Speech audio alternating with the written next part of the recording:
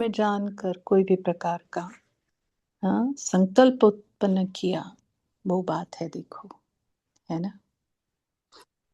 चलो, रेशमा बहन ज्वाइन हुए हैं क्या? सुचिता बहन बोलिए, वैसे टाइम तो हो गया है। हाँ ओम जी, हाँ शांति जी। दीदी, थैंक यू। वो 18 जनवरी तक 18 मिनट का रोज का किसी न किसी समय पर रोज का मेडिटेशन करना है, ऐसा परसों सभी ने संकल्प लिया है। तो भाई जी बोले थे कि सबको याद दिलाते रहना, और जी। यही संकल्प लिया था कि संकल्प रहना है। और 2 दिन से उसकी प्रैक्टिस कर रहे थे तो हो नहीं रहा था। तो आज बाबा ने स्पेशल हमारे सेंटर पे पांडव भवन के सुशील भाई जी को भेजा था, तो उन्होंने आज मुरली पढ़ी। उसमें पूरा उन्होंने डिक्टेट किया कि कैसे मेरे संकल्प बनना है। तो मैं तो बहुत खुश हूँ क्योंकि मेरे लिए बाबा ने स्पेशल गिफ्ट भेजी। Om Shanti, thank you. जी रेशमा बहन, आप योग करा सकते हैं 9 बजे तक। और मुरली कौन सी पढ़नी है वो पता है ना आपको? हाँ जी, हाँ जी। जी, आप शुरू कर सकते हैं। Thank you. ओम शांति।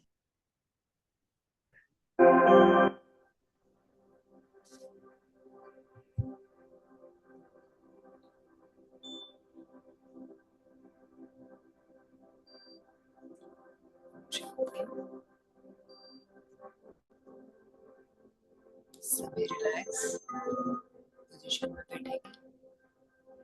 अपने शरीर को, हाथ पैर स्वस्थिति में रख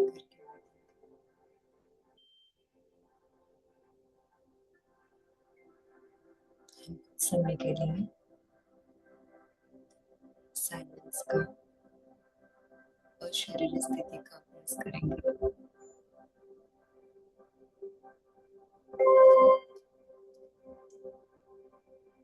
हम शुरू करेंगे अपने श्वासों पर ध्यान देने से। रेशमा बहन, आवाज थोड़ा सा क्लियर, और मुझे लगता है म्यूजिक ना लगाएं, दोनों में से एक। ठीक है, आपकी आवाज थोड़ी क्लियर हो तो सबको ठीक रहेगा। और रिकॉर्डिंग भी ऑन है। हाँ जी।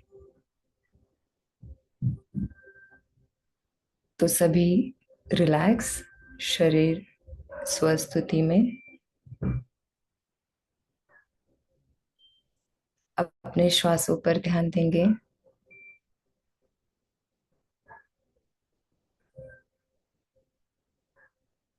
कुछ मिनटों में ही सही, पर हम शांति का अनुभव करेंगे और शरीर स्थिति का अनुभव करेंगे, न्यारी स्थिति का अनुभव करेंगे।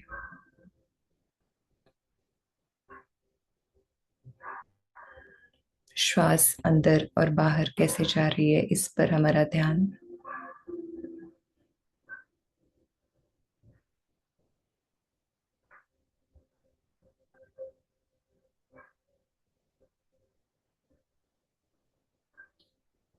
मैं आत्मा हूँ ही देह से न्यारी, अशरीरी।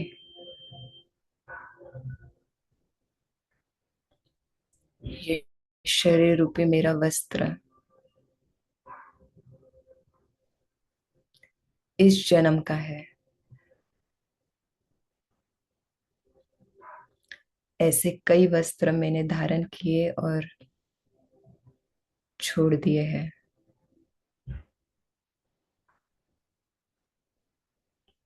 मैं हूँ ही न्यारी और प्यारी।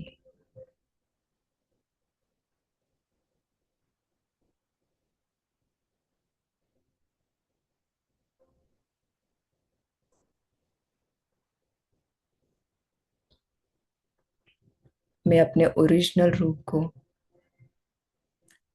महसूस कर सकती हूँ।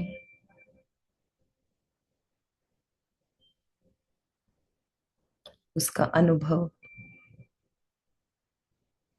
कर सकती हूँ।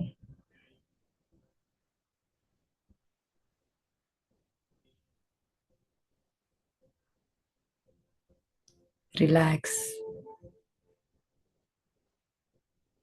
शांत,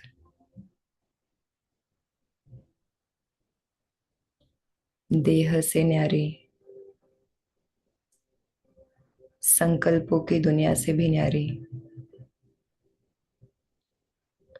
क्योंकि शांति मेरा मूल नेचर है।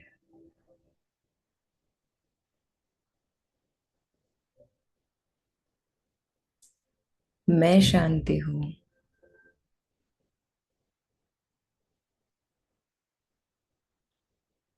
मेरे संकल्प भी मेरी उत्पत्ति है और मैं उनसे न्यारी हूं।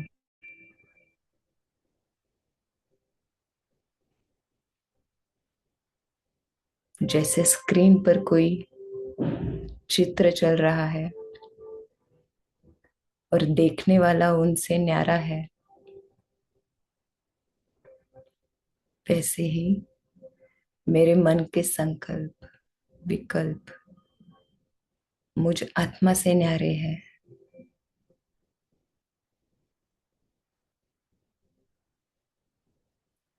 मैं सदा शांत, मैं सदा प्योर, मैं सदा आनंद की स्थिति में हूं।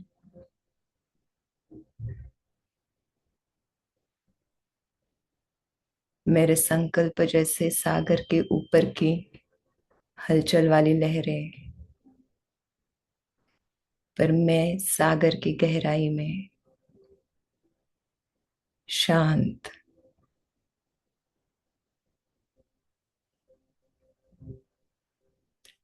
ये मेरा सत्य स्वरूप बहुत ही मोहक है। अति शांति,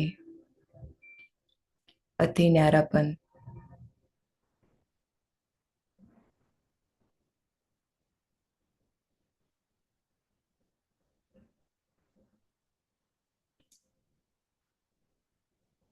सागर की गहराई में मैं आत्मा मोती की तरह चमक रही हूँ।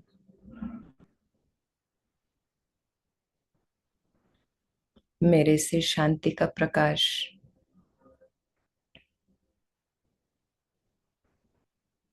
चारों तरफ फैल रहा है।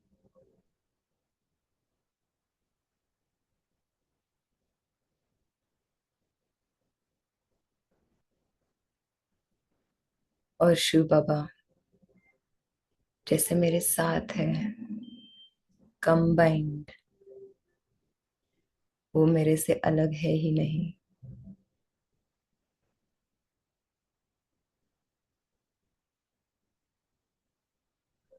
मैं ही इस दुनिया में व्यस्त हो जाती हूँ और अपने आप को बाबा से दूर महसूस करती हूँ।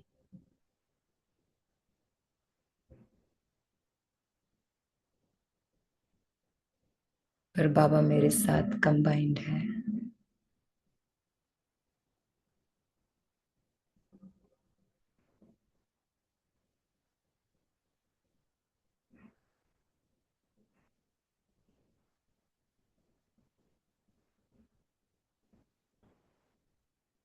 अच्छा, ओम शांति।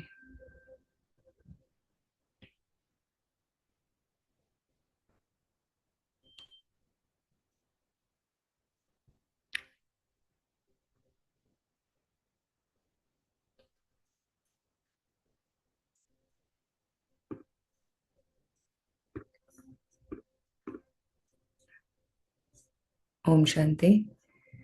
तो अभी हम आज की जो मुरली है उसका सेकंड पार्ट रीड करेंगे।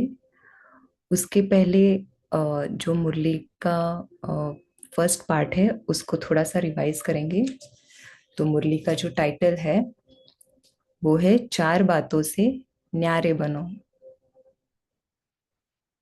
ठीक है, तो माया जीत और प्रकृति जीत बनाने वाले बाप दादा ने हम बच्चों से बात की है इस वाणी में, और फिर हमें कहा है कि कौन सी चार बातों से हमें क्या करना है, न्यारा बनना है। तो बाबा ने पहले तो कमल आसनधारी का हमें उदाहरण दिया कि हम सभी बच्चे क्या है, कमल आसनधारी है, हमेशा न्यारे और प्यारे हैं, बाबा के प्यारे हैं। तो ये सबसे श्रेष्ठ स्थिति की निशानी है कमल आसन। तो बाबा ने कहा कि जैसे हम ब्राह्मण सो देवता बनते हैं, तो वैसे ही जितना समय हम न्यारी स्थिति का अनुभव करते हैं, यहाँ पे आसनधारी बनते हैं, तो वहां पर हम क्या बनते हैं, सिंहासनधारी बन जाते हैं। ठीक है। और ब्रह्मा बाबा का विशेष वो सिंबल रहा, न्यारी और अति प्यारी स्थिति का सिंबल बाबा ने कमल का सिंबल सिंबल हमें बताया है। फिर बाबा ने हमें मुख्य 4 पॉइंट्स बताए जिन पे हमें ध्यान देना है। वो है, पहला पॉइंट था कि देह भान से हमें न्यारा रहना है। तो पहला न्यारापन था देह भान से न्यारा। तो जैसे बाबा ने उसमें उदाहरण हमें दिया था कि जैसे लौकिक में सभी देह में रहते हुए सहज समझते हैं, मतलब नेचुरल समझते हैं देह भान को, तो उतना ही सहज हमारे लिए क्या हो, देह से न्यारी स्थिति, देही अभिमान स्थिति हमारे लिए उतनी ही नेचुरल सहज हमें अनुभव हो। फिर बाबा ने कहा कि दूसरी पॉइंट हमें चेकिंग के लिए बाबा ने बताया था कि देह से न्यारा, वैसे ही संबंध संपर्क दृष्टि वृत्ति कृति से भी हमें न्यारापन अनुभव करना है। ठीक है। तो इसमें बाबा ने हमें कहा था कि आत्मा भाई भाई का जो संबंध है वो हमें इसमें मदद कर सकता है। फिर तीसरी पॉइंट चेकिंग की बाबा ने बताई थी कि देह के विनाशी पदार्थों से भी हमें क्या करना है, न्यारापन अनुभव करना है, अनासक्त स्थिति का अनुभव करना है, आसक्ति नहीं होनी चाहिए। ठीक है। तो बाबा ने कहा था कि आसक्ति का ही महीन रूप क्या है, इच्छा है, और फिर इच्छा का महीन रूप है अच्छा लगना। ठीक है।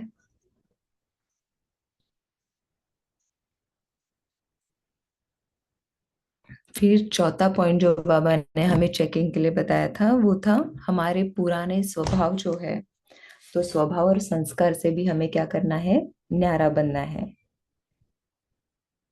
तो बाबा ने उसमें हमें बताया था कि जैसे ये पुराने स्वभाव संस्कार काफी मिटे हैं, पर थोड़े जो बचे हैं तो वो भी कभी कभी हमें इतना वशीभूत करा देते हैं कि जैसे हमारी, मतलब हम गलत को गलत नहीं समझते हैं, और फिर जो हमारी महसूसता शक्ति है वो भी जैसे समाप्त हो जाती है। तो इस प्रकार से ये चारों बातों से हमें न्यारा रहेंगे तो हम बाबा का प्यारा बने रहेंगे। तो इसी का अभी सेकंड पार्ट हम देख रहे हैं, पार्टियों के साथ मुलाकात। तो मधुबन में आए हुए सेवाधारी भाई बहनों से जितना समय मधुबन में सेवा की, उतना समय निरंतर योग का अनुभव किया, योग टूटा तो नहीं। मधुबन में सेवाधारी बनना अर्थात निरंतर योगी सहयोगी के अनुभवी बनना ना। मधुबन भूमि की ही वो महानता है कि वहां पे जब सेवा मिलती है तो सहज योगी का अनुभव होता है, कोई मेहनत नहीं करनी पड़ती है। वो जो वातावरण है शक्तिशाली, वो सहज ही हमें बाबा की याद में स्थित करता रहता है। तो यह थोड़े समय का अनुभव भी सदा याद रहेगा ना। जब भी कोई परिस्थिति आए तो मन से मधुबन में पहुंच जाना, है ना। बाबा हमेशा कहते हैं, याद दिलाते हैं कि कुछ भी परिस्थिति हो तो मधुबन के बाबा के कमरे में, पांडव भवन के 4 धाम में चक्कर लगाना। तो मधुबन निवासी बनने से परिस्थिति व समस्या खत्म हो जाएगी और आप सहज योगी बन जाएंगे, है ना। वो मतलब भले हम यहाँ पर है शरीर से, पर मन से जब वहां पे पहुंचेंगे तो वो जो वातावरण है, वो जो शक्तियां है, वो हमें मदद करेंगी और सहज ही हम समस्या से पार हो जाएंगे। सदैव अपने इस अनुभव को साथ रखना। तो अनुभव याद करने से शक्ति आ जाएगी। सेवा का मेवा अविनाशी है। अच्छा, यह चांस मिलना भी कम नहीं है, बहुत बड़ा चांस मिला है। सेवाधारी अर्थात सदा बाप समान निमित्त बनने वाले, निर्माण रहने वाले। बाप समान निमित्त और निर्माण माना कोई अभिमान नहीं। तो निर्माणता ही सबसे श्रेष्ठ सफलता का साधन है। कोई भी सेवा में सफलता का साधन नम्रता भाव है, निमित्त भाव है ना। मतलब ये हमारा ब्राह्मणों का अनुभव रहा होगा कि कोई भी सेवा हो तो अगर मैं बाबा को समर्पित करके वो करना शुरू करती हूँ, तो जैसे कि बाबा करा रहा होता है ना, तो उसमें सफलता जैसे निश्चित हो ही जाती है। तो इन्हीं विशेषताओं से सेवा की, ऐसी सेवा में सदा सफलता भी है और सदा मौज भी है, माना हल्कापन। संगम युग की मौज मनाई, इसलिए सेवा सेवा नहीं लगी। जैसे कोई मल्ल युद्ध करते हैं तो अपनी मौज से खेल समझ कर करते हैं, उसमें थकावट व दर्द नहीं होता है, क्योंकि मनोरंजन समझ करते हैं, तो मौज मनाने के लिए करते हैं। तो बाबा हमें उदाहरण दे रहे हैं कि जैसे कोई मल्ल युद्ध, रेसलिंग जिसको कहते हैं, करते हैं, तो वो खेल समझ कर करते हैं, उसमें थकावट का अनुभव नहीं होता। तो वैसे ही जब हम सेवा निमित्त निर्माण भाव से करते हैं, नम्रता से करते हैं, तो उसमें हमें थकावट का अनुभव नहीं होता। तो उसमें थकावट व दर्द नहीं होता है, क्योंकि मनोरंजन समझ करते हैं। ऐसे ही अगर बच्चे सच्चे सेवाधारी की विशेषता से सेवा करते हो तो कभी, समझा, सदा ऐसे ही लगेगा जैसे सेवा नहीं लेकिन खेल कर रहे हैं। तो कोई भी सेवा मिले, इन दो विशेषताओं से सफलता को पाते रहना। कौन सी दो विशेषताएं बाबा ने हमें याद दिलाई है आज? निमित्त और निर्माण। तो इससे सदा सफलता स्वरूप बन जाएंगे। अच्छा, अभी बाबा ने मंजुला बहन और उनका जो परिवार आया है, हसमुख भाई जो थे, उनके निमित्त भोग लगना है। तो उसमें बाबा ने उनको बहुत सारी बधाइयां दी है, मंजुला बहन जी को और उनके परिवार को भी। तो इस श्रेष्ठ स्थान पर आकर अपने को भाग्यशाली आत्माएं समझते हो। इस श्रेष्ठ स्थान पर पहुंचना भी श्रेष्ठ भाग्य है। मधुबन भूमि पर पहुंचना क्या है? श्रेष्ठ भाग्य है। तो जैसे भक्ति मार्ग में कहते हैं कि अगर कोई श्रेष्ठ यात्रा करते हैं तो वह भाग्यवान पुण्य आत्मा माने जाते हैं। तो उनका जो लौकिक भी परिवार आया है, तो उनके लिए भी बाबा जैसे उनको आशीर्वाद दे रहे हैं कि आप सभी क्या हो? पुण्य आत्मा हो। और आप जिस स्थान पर पहुंचे हो, यह सब यात्राओं से महान तीर्थ स्थान है। तो महातीर्थ स्थान पर आने से सब तीर्थ हो जाते हैं, सब यात्राएं हो जाती है। जिसने यह महान यात्रा की, उसने सब यात्राएं कर ली। तो कितने भाग्यवान हो गए। आपके सब तीर्थ सिद्ध हो गए और तीर्थ करने की आवश्यकता नहीं रही। अगर एक महान तीर्थ कर लिया, यह भाग्य भी क्यों प्राप्त हुआ, किसके निमित्त प्राप्त हुआ? वह हसमुख भाई जिन्होंने शरीर छोड़ा है, भाग्यवान आत्मा बनी, इसलिए आपको भी यह चांस मिला है। ठीक है, तो बाबा जो आत्मा हसमुख भाई जिन्होंने शरीर छोड़ा है, उनकी भाग्य की महिमा यहाँ पे हमें बता रहे हैं। जैसे बाप से वर्षा मिलता है ना, तो यह लौकिक सो अलौकिक बाप बन गया। तो इस अलौकिक बाप से भी आपको भाग्य का वर्षा मिला। इससे ही समझो कितने भाग्यवान आत्मा हो। जैसे लौकिक का हिस्सा मिलता है, वैसे यह भाग्य का हिस्सा प्राप्त करने के अधिकारी बने हैं। तो हसमुख भाई का जो परिवार है, लौकिक उनके जो बच्चे हैं, उनका जो भाग्य है, तो जो उनके लौकिक पिता है, तो उन्होंने लौकिक तरीके से और अलौकिक तरीके से, दोनों तरीके से अपने परिवार को क्या किया है, भाग्य का वर्षा दिलाया है। तो वर्षा सदैव सहज मिलता है, मेहनत नहीं करनी पड़ती। तो आप लोगों को भी यह भाग्य का वर्षा एक भाग्यवान आत्मा के निमित्त सहज ही मिल रहा है। तो अभी इस प्राप्त हुए भाग्य के आगे सौभाग्यवान भी है, हजार भाग्यवान भी है, तो पद्मा पदम भाग्यवान भी है। अभी क्या बनना है वह आपके ऊपर है, जो चाहे बन सकते हो। उस आत्मा का काम था यहाँ पहुंचाना ना, मतलब जो भी बाबा के कार्य में अपने आप को अपना जीवन देते हैं, सफल करते हैं, तो उनका उनके तरफ से उनके जो परिवार है, लौकिक परिवार भी क्या हो जाते हैं, उनको भी उसका वर्षा, उसका भाग्य प्राप्त होता रहता है। तो भाग्य विधाता की धरने पर पहुंचे।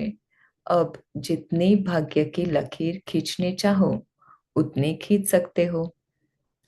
संपर्क में तो रहे हो, अभी समीप संबंध में आओ, है ना। अब मतलब परिवार के निमित्त जो बने हैं, उनके संपर्क में आते, ब्रह्म कुमारी के भी संपर्क में वो आते रहते होंगे। तो बाबा भी उनको कहते हैं कि समीप संबंध में भी आओ, क्योंकि जो समीप संबंधी होता है उसकी प्राप्ति भी इतनी ही होती है। जैसे कोई शरीर छोड़ता है तो उनका जो रिटायरमेंट के बाद जो उनको मिलना होता है, तो उनकी पत्नी को वो मिलना शुरू होता है। अगर उनके बच्चे बड़े हैं, नौकरी करते हैं, तो उनको वो नहीं मिलता है। तो ऐसे ही जितना समीप संबंध बाबा से वो बनाएंगे, तो उतनी ही प्राप्ति का वो अनुभव करेंगे। तो बहुत अच्छा किया जो ड्रामा में यह श्रेष्ठ नोंद नोंद ले। अच्छा, अभी मंजुला बहन जी जो है उनसे बाबा बात कर रहे हैं। विजयी बनने के मेहनती नहीं, अनेक बार की विजयी है और विजयी रही। आगे भी विजय का झंडा सदा ही बुलंद है। बाबा मंजुला बहन को बधाई दे रहे हैं कि ऐसे परीक्षा के समय में भी उन्होंने विजय प्राप्त किया है। तो विजय का तिलक सदा मस्तक पर चमक रहा है, तो सदा तिलकधारी है, सदा बाप के दिल तख्त नशीन है। तो मुश्किल लगा, इसको कहते हैं पास विद ऑनर। के बाबा मंजुला बहन को बधाइयां दे रहे हैं, पेपर में पास विद ऑनर हो गई। संकल्प भी नहीं आया, क्या हो गया, बिंदी लगा देना, यह पास विद ऑनर की निशानी है। ये पॉइंट हमें नोट करनी है। बिंदी, फुल स्टॉप। इतना बड़ा प्रसंग, मतलब लौकिक पति ने शरीर छोड़ा है, पर फिर भी आत्मा की स्थिति कितनी श्रेष्ठ होगी कि बिंदी लगा दी। तो ये बाबा ने कहा पास विद ऑनर की निशानी है। तो पास विद ऑनर की लाइन में आ गई। वैसे भी न्यारी और बाप की प्यारी रही, इसलिए यह न्यारापन समय पर एक लिफ्ट बन गया। तो हमेशा ही उनकी जो स्थिति थी वो न्यारी प्यारी होने के कारण जब परिस्थिति आई तब क्या हुआ, बाबा से जैसे लिफ्ट का वरदान मिल गया। बाप दादा बच्ची की विजय पर खुश है। विजयी होने के कारण उस आत्मा के संस्कार को भी प्रत्यक्ष रूप में लाने के निमित्त बने। सेवा के संस्कार उसके रहे, लेकिन उस संस्कार को प्रत्यक्ष रूप में लाने के निमित्त आप बने। इसलिए अनेक आत्माओं की सेवा का पुण्य जमा हो गया। उस आत्मा को भी यह विशेष आशीर्वाद सेवा की प्राप्त है। इसलिए सेवा में थे, सेवा में है और सदा सेवा में ही रहेंगे। तो ये आशीर्वाद बाबा ने हसमुख भाई जी को, जैसे उनका ये वरदान है, उनके लिए आशीर्वाद है। वो आत्मा जहाँ पे भी जन्म लेगी तो वहां पे भी जैसे रह करके भी उन द्वारा सेवा हमेशा होती रहेगी। अब अलग अलग ग्रुप के साथ बाबा की मुलाकात है। सच्ची तपस्या सदा के लिए सच्चा सोना बना देती है, जिसमें जरा भी मिक्स मिलावट नहीं। तपस्या सदा हर एक को ऐसा योग्य बनाती है जो प्रवृत्ति में भी सफल और प्रारब्ध प्राप्त करने में भी सफल।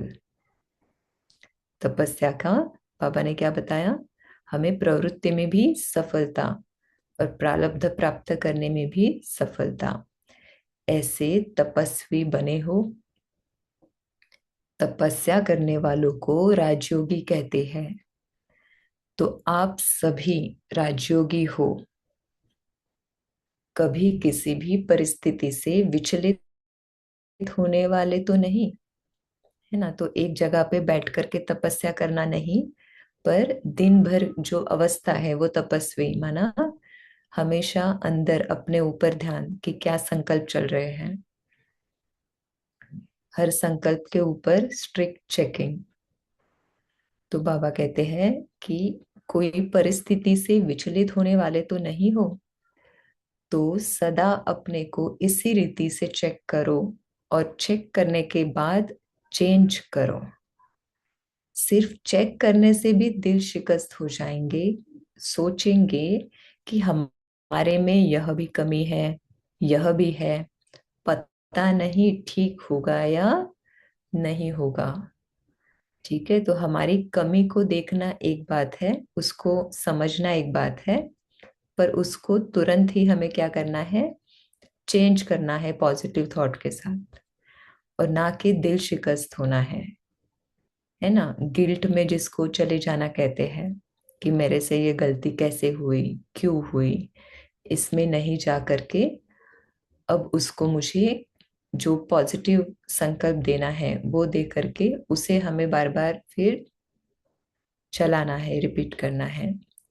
तो चेक भी करो और चेक के साथ चेंज भी करो, है ना। नहीं तो कई बार क्या होता है कि हम पुरानी बात जो हो चुकी है, जो हमसे गलती हुई है, उसको भी बार बार रिपीट करते हैं। तो क्या होता है मन में, क्योंकि मन को तो सच और संकल्प दोनों का डिफरेंस नहीं पता पड़ता ना, तो वही जो संस्कार है वो फिर से भी क्या हो रहा है, पक्का होता जा रहा है।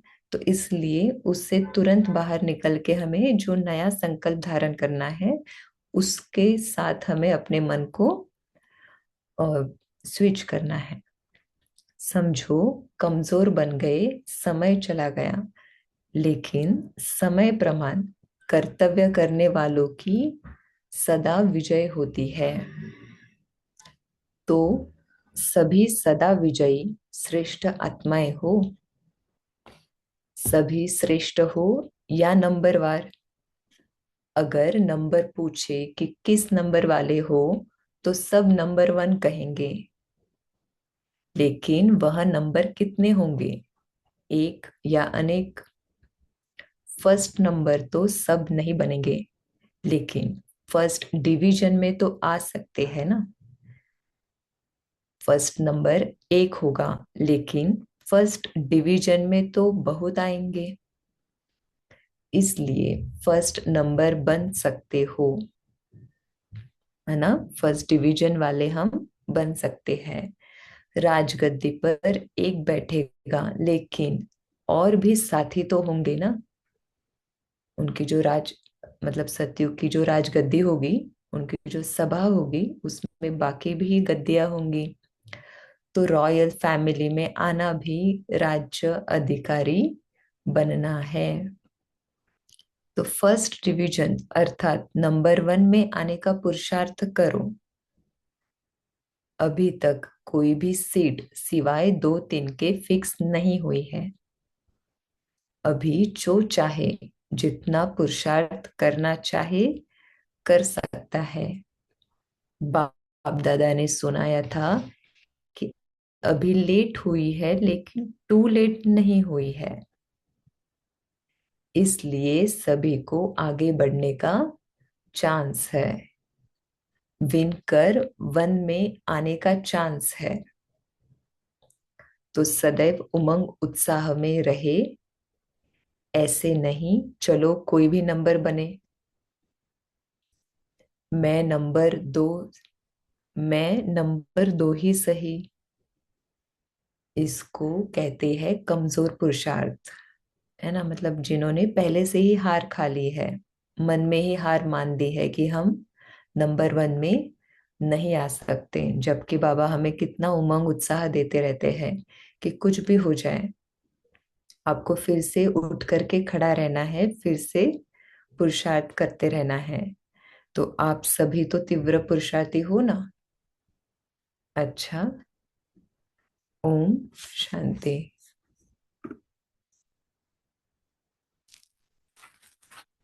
तो चारों ओर के कमल आसनधारी न्यारे और बाप के प्यारे बच्चों को सदा माया जीत, प्रकृति जीत, विशेष आत्माओं को सदा फॉलो फादर करने वाले वफादार बच्चों को बाप दादा का स्नेह संपन्न याद प्यार और नमस्ते। शुक्रिया बाबा। ओम शांति।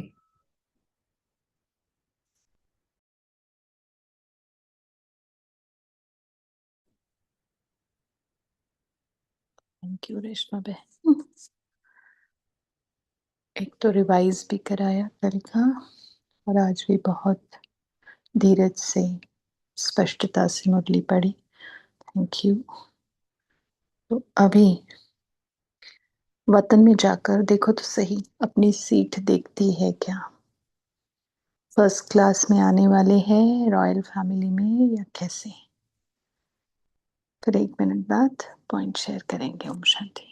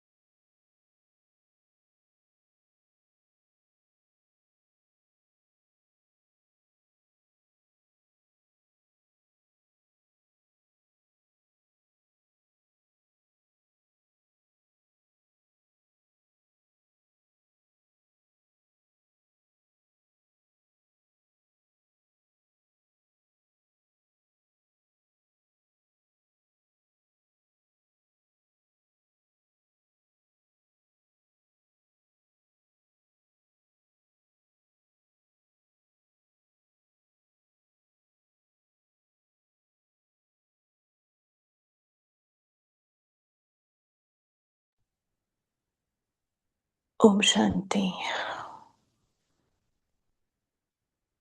बोलिए क्या क्या कहा बाबा ने आज।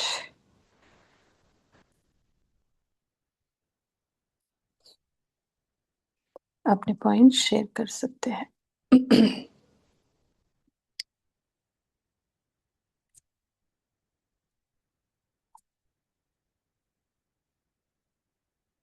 अनम्यूट कर सकते हैं ना सभी। जी बोलिए दीप्ति बहन। जी ओम शांति। आज बाबा ने मधुबन की महिमा बोली है। पापा ने कहा कोई परिस्थिति आए तो अपने मन बुद्धि से मधुबन पहुंच जाओ तो आपकी समस्या खत्म हो जाएगी, सहज योगी बन जाओगे। तो ये जो मधुबन जाते हैं और वहां हम सबका ये अनुभव होता है कि कितनी आसानी से योग लगता है। तो बाबा ने कहा इस अनुभव को हमेशा स्मृति में रखना, इससे बहुत शक्ति मिलती है। ओम शांति। जी कोई अनुभव जो हमने लिया है वो याद करके भी, और मधुबन जैसे अनुभव तो दूसरी जगह होना थोड़ा सा मुश्किल है ना। और ओम शांति। बोलिए रेशमा बहन। मैं मेरा खुद का एक अनुभव शेयर करूंगी। जी जी बोलिए। मधुबन का अनुभव जो मुझे याद आ रहा है। अ, मतलब उस समय में ऐसे कुछ हुआ था कि क्योंकि मैं वर्किंग वर्किंग हूँ, ऑफिस का काम चल रहा था, और मतलब एक दिन के लिए मुझे वहां पे जाके काम करना था। 5 दिन का मधुबन का ट्रिप था। तो उसमें से ऐसे हुआ कि एक दिन की जगह पे मेरा ऑफिस का काम मुझे 3 दिन करना पड़ा। तो सुबह से शाम तक मैं ऑफिस के काम में ही रहती थी। तो थोड़े संकल्प चलना शुरू हो गए थे तीसरे दिन की मैं क्या कर रही हूँ, मतलब यहाँ पे आकर भी ऑफिस का काम करना पड़ रहा है दिन भर में। तो थोड़ा सा डाउन फील कर रही थी। और मतलब जैसे ही मैं नजदीक बाबा का मधुबन, एक्चुअली मैं मनमोहिनी कॉम्प्लेक्स से शांतिवन कॉम्प्लेक्स जा रही थी। तो बाबा का जो डोम वाला कमरा है ना, तो वो गेट के यहाँ पे, तो वहां पे फिर बाबा के कमरे में गई सोचते सोचते। थोड़ा सा वो थॉट्स ने मेरे को थोड़ा सा डाउन फील कराना शुरू किया था। तो जैसे ही अंदर गई सारे संकल्प जैसे बंद हो गए। और मतलब मुझे बंद कराना नहीं पड़ा, मैंने कोई पुरुषार्थ नहीं किया, पर वो संकल्प बंद हो गए और बहुत अच्छी स्थिति, मतलब 10 मिनट में बहुत अच्छा फील करने लगी।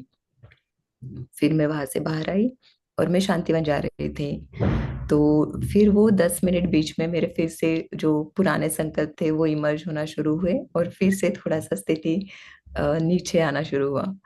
तो जैसे ही मैं शांतिवन के बाबा के कमरे के पास पहुंची, तो मैं बाबा के कमरे में, डायमंड हॉल के बाबा के कमरे में अंदर गई। तो वहां पे भी सेम अनुभव हुआ। फिर से सारे थॉट्स जैसे अपने आप जैसे मर्ज हो गए, कुछ मेहनत नहीं है, और वो स्थिति एकदम सुस्थिति फिर से हो गई। तो ये एक मतलब एक प्रैक्टिकल अनुभव हुआ था, तो मैंने शेयर किया। Thank you. ओम शांति। जी जी शुक्रिया अनुभव शेयर करने के लिए। तो मतलब वो जो बाबा कहते हैं ना सदा मेरे पास रहो साथ रहो, तो वो अनुभव बाबा दिए आपको कि पास रहते हो तो देखो कैसे रहता है। स्थान से भी स्थिति बनती है ना। हम्म, और बोलो क्या कहा बाबा ने। लेट टू लेट पद के बारे में क्या कहा, तपस्या वालों को क्या कहा बाबा ने, तपस्या क्या क्या करती है, करें शेयर।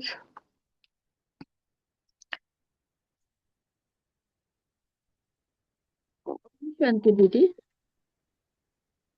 बोलिए जी दीदी, अक्षर। आज बाबा ने कहा कि अभी तक तो टू लेट का बोर्ड लगा नहीं है, तो आप पुरुषार्थ करके फिर से नंबर 1 में भी आ सकते हैं।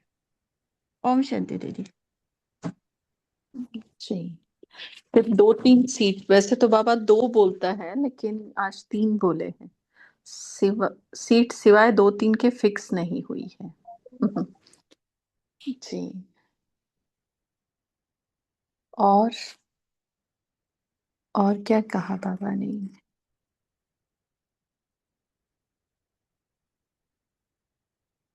क्योंकि बाबा ने तपस्या करने वालों को राजयोगी का टाइटल दिया।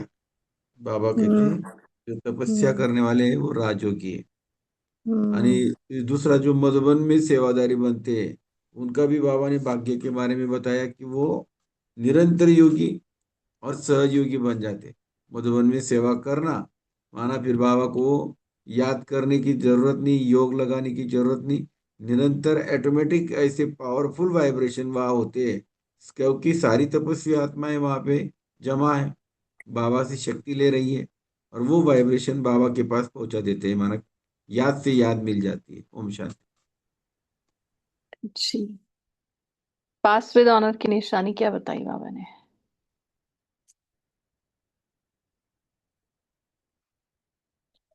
पास विद ऑनर की एक निशानी बताई है हाँ। बाबा ने।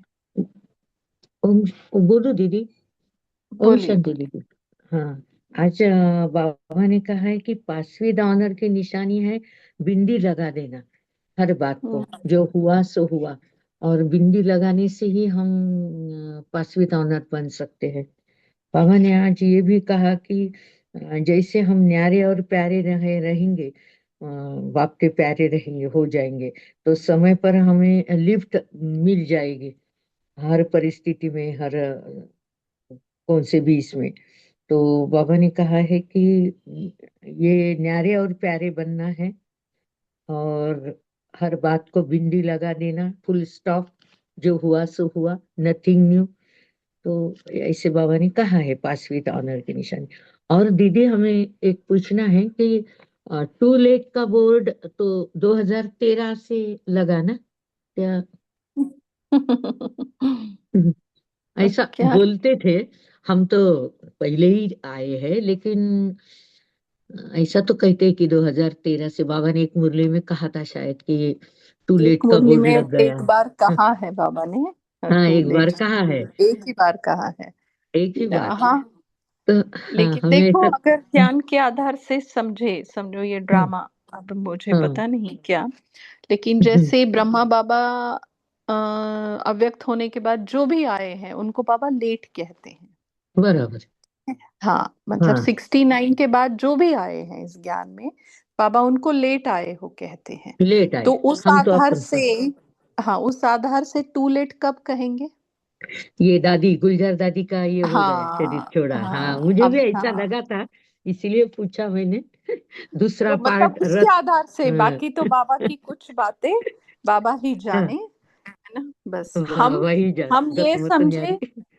हम्म, हाँ, हम तो ये समझे कि हर एक दिन हमें टू लेट की तरफ लेके जा रहा है, बराबर बस। बराबर है, बस पुरुषार्थ के बाकी हिसाब तो से। हाँ। हाँ तो हाँ हाँ। एक दिन बीता तो हम टू हम्म, लेट में आ गए, एक दिन में बीता तभी पुरुषार्थ हम्म, कुछ कर पाएंगे, लेट तो ऑलरेडी हम्म, है। है ही, है ही। हाँ। हाँ। तो बस बराबर है। बाकी जी। ओम हाँ। शांति। ओम शांति। हाँ। और तपस्या, बोला बाबा ने, सच्ची तपस्या सदा के लिए सच्चा सोना बना देती है, और प्रवृत्ति में भी सफल और प्रारब्ध प्राप्त करने में भी सफल, और फिर वो राजयोगी ऐसे। ओम शांति। ओम शांति। बोलिए। हाँ, बाबा ने कहा कि मधुबन ये महान तीर्थ स्थान है। तो अगर हम मधुबन में जब एक बार जाके आते हैं तो हमें फिर दूसरे जो तीर्थ है वो करने की दरकार नहीं रहती है। क्योंकि कभी कभी ऐसा होता है कि यंग एज में ही बाबा का ज्ञान मिल जाता है और मधुबन में भी पहुंच जाते हैं। तो फिर वो उनके संकल्प नहीं चलने चाहिए कि अभी हमारे, क्योंकि लौकिक दुनिया में तो समझते हैं ना, ज्यादा एज होने के बाद सारे तीर्थ स्थान करने चाहिए, दूसरे चार धाम की यात्रा। तो बाबा ने कहा कि ये एक बार मधुबन आ गए तो आपके सारा जो सारे तीर्थ है लौकिक के वो भी सिद्ध हो गए। ओम शांति। जी जी। और वो हमें अंदर से लगना चाहिए। जैसे एक पांधेली युगल है, तो उनके युगल क्या कहते हैं, ये ना थोड़ी से दिमाग से भी ये हो गई, हर बार एक ही तीर्थ को जाती है। अरे कभी इधर उधर जाना चाहिए ना, हर बार वो मधुबन ही जाती है। तो वो जो है ना, चार धाम बार बार और गंगा सागर एक बार, सारे तीर्थ बार बार और गंगा सागर एक बार। और हमारा क्या है, सारे तीर्थ और गंगा सागर बार बार, क्योंकि उसमें ही सारा सब कुछ समाया हुआ है। देखो, जैसे संगम पर जाओ कहते हैं, ये जो बनारस का है, उधर जाओ, फिर चार धाम जाओ, 12 ज्योतिर्लिंग करो, अष्टविनायक करो, फिर वो देवी के तीर्थ करो। तो हमारा सब कुछ वहां समाया हुआ, लेकिन ये हमें अंदर से लगना चाहिए, क्योंकि ऐसे भी बीके हैं जो चार धाम यात्रा भी जाते रहते हैं, क्योंकि उनको वो वाला अनुभव हुआ ही नहीं है कि अभी ये तीर्थ करने के बाद, महान तीर्थ, सबसे ऊंचा तीर्थ करने के बाद और कहीं जाने की दरकार ही नहीं रहती, ना देखने की, ना जाने की, ना कुछ, है ना। वो बात है, देखो। चल, ओम शांति और दीदी। ओम शांति दीदी, निर्माण भाव पर थोड़ा प्रकाश डालिए ना। किस पर? निर्माण भाव। अच्छा, ये जो बाबा ने दो बातें कही उसमें, हाँ,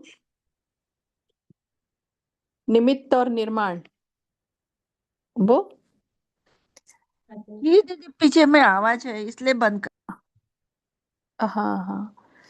निर्माण माना, देखो, जैसे मैंने सेवा की तो मुझे मान मिले, स्टेज पे बिठाया जाए, सब मेरा नाम ले ले, तो कुछ बातों का प्रत्यक्ष फल खाना, माना वो कहते हैं ना, अभिमन्यु चक्रव्यूह में फंस गया, आधा ज्ञान लिया था, अभी अभिमान जिसको चाहिए, वो इस मान शान के चक्र में फंसा रहता है, और फिर उसका क्या हो जाता है, वहीं पे अंत हो जाता है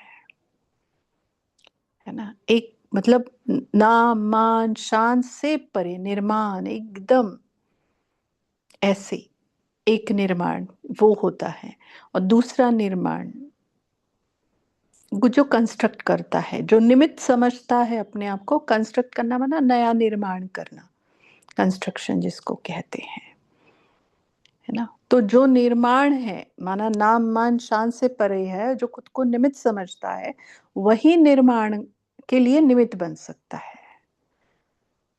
हाँ?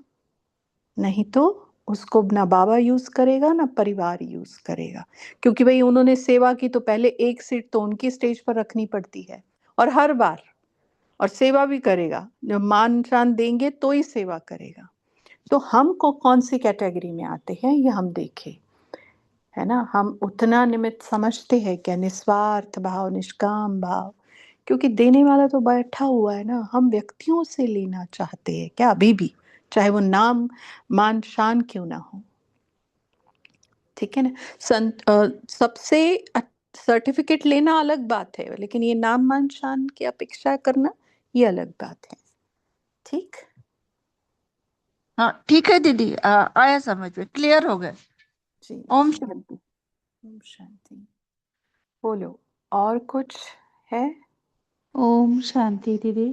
बोलिए, सुन रहे बाबा हैं। बोले कि बिंदी लगा देना यह पास विद ऑनर की निशानी है। जी, पास विद ऑनर, बिंदी।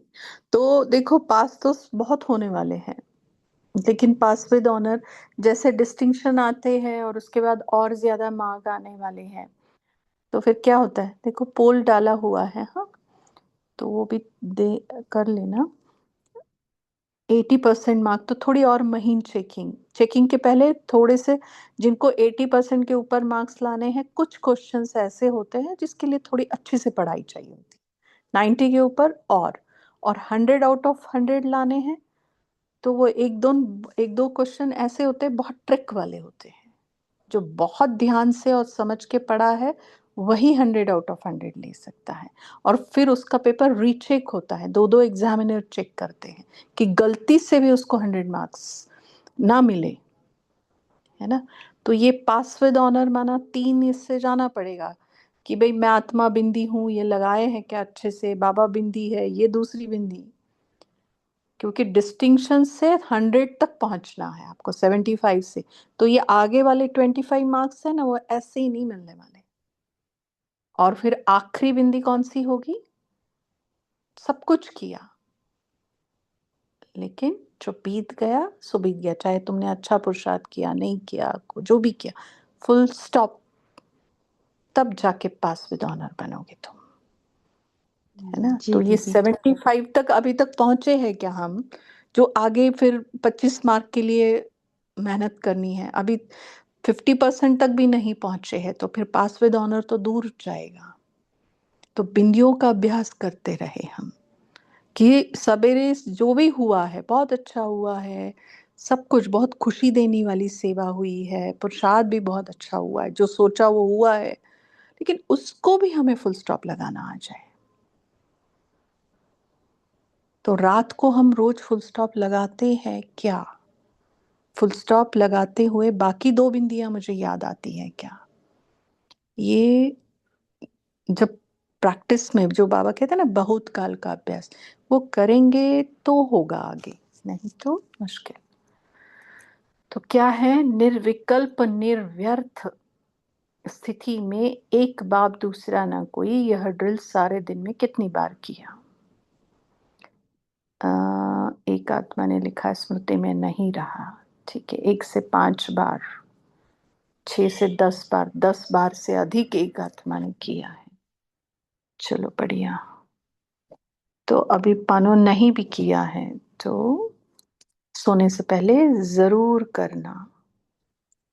क्या? निर्विकल्प स्थिति, जो बाबा ने उसके आगे की भी बात की है आज, निर्संकल्प। तो विकल्प निर्व्यर्थ, इन दोनों के ऊपर विजय प्राप्त करनी है तो निर्संकल्प स्थिति की तरफ थोड़ा ध्यान देना पड़ेगा।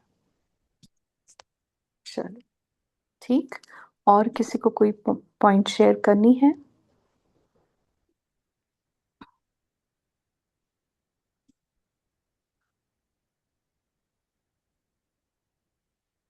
तो बोल सकते हैं।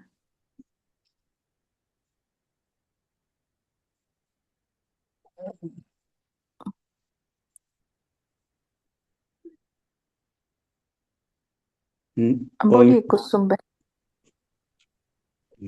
जी जी, कौन, मोहनलाल भाई बोलेंगे या कुसुम बहन बोलेंगे? बोलिए। ओके, अच्छा, मैं बस निर्माण अण और निर्माण, तो उसमें हाँ, नी का महत्व आएगा निर्माण में।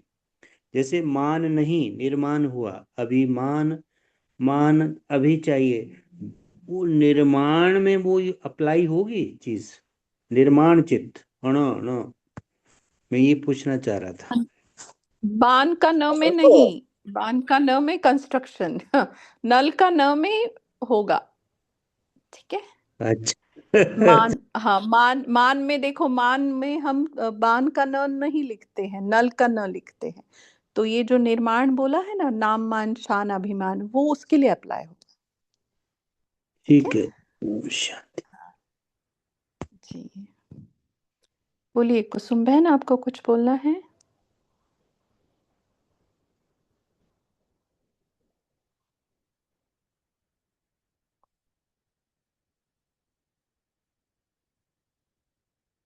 चलो, तो और कुछ है किसी को शेयर करना? नहीं? करें फिर 2 मिनट बाबा को याद करके कॉल को एंड करें।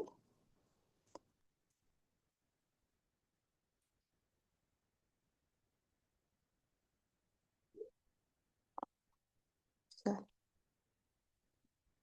तो देखे अपने आप को, ब्राह्मण जब से बने हैं वो दिन और जिस दिन मैंने सेवा के महत्व को समझा, और आज का दिन,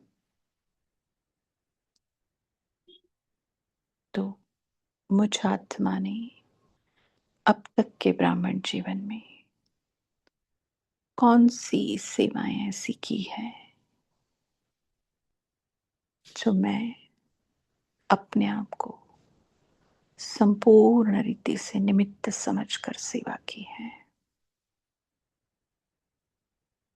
उस करण करावनहार की स्मृति में रहकर की है।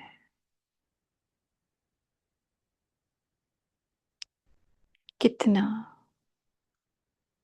निर्माण किया है और कितनी सेवाओं में निमित्त निर्माण बाबा ने बनाया, पर उस सेवा की सफलता में मैं कितना निर्माण रही हूं।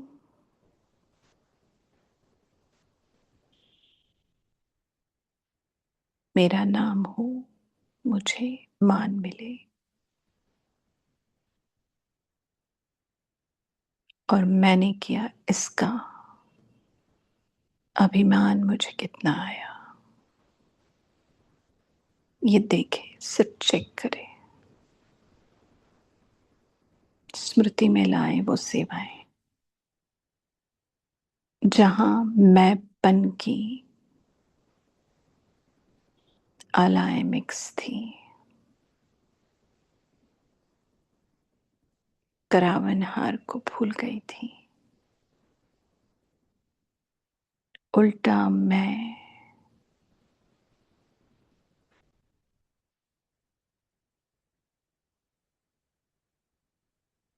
और सच्चे दिल से बाबा से माफी मांगे अगर मैंने ऐसा किया है तो, और नहीं किया है तो दिल से शुक्रिया बाबा को कि ऐसे ही बाबा मुझे सदा निमित्त और करण करावनहार की स्मृति में रहकर सेवा करने की सद्बुद्धि दे।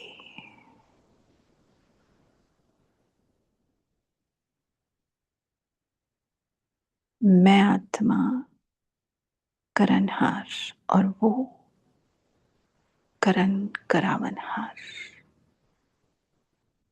इसी जागृत स्मृति में मैं सदा सेवा में हाजिर रहूं।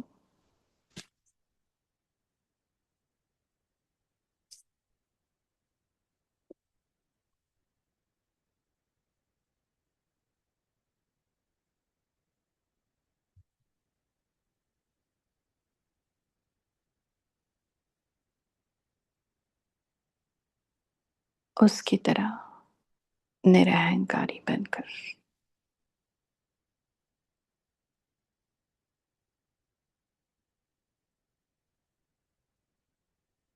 आज्ञाकारी, वफादार, फरमान बरदार, सच्चा सेवाधारी बनकर रहूं।